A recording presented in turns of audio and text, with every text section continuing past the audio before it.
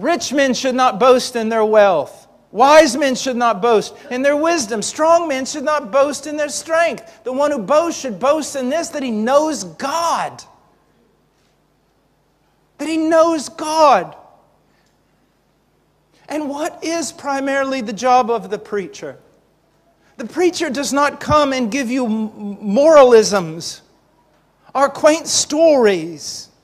It is his job to exegete God. He goes into his study. He lives there. He's on his knees. He's in the Word. He's exegeting. He's reading. He's studying. But it's not just to exegete a text.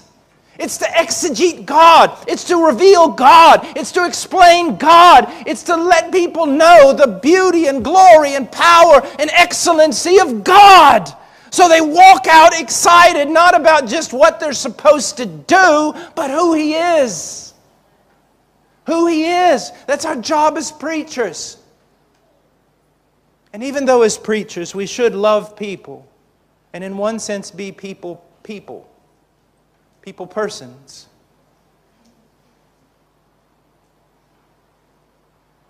we belong to God.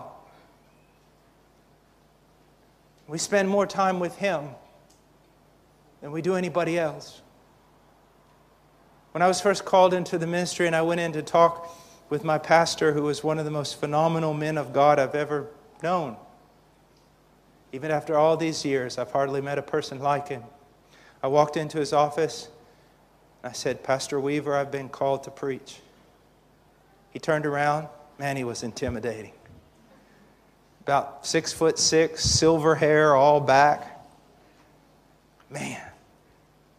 He looked at me, he said, "Boy, can you be alone?" I thought he meant that if I preached the truth, people wouldn't like me. That's not what he meant. What he meant was this: while all the other boys are going on Christian ski trips together and running around in bachelor packs and doing all their little Christian stuff together and everything else, can you just be alone with God? When you grow older, does your wife know that although she has your heart, she doesn't have your heart of hearts? And there are times you get that look in your eye and she just has to step away because you're going to be alone. Because you belong to someone else and you spend your time with Him. And churches, those of you who aren't pastors, know this. Yes, pastors ought to visit the sick and many other things, but some of your pastors will never be able to be what they should be because of you.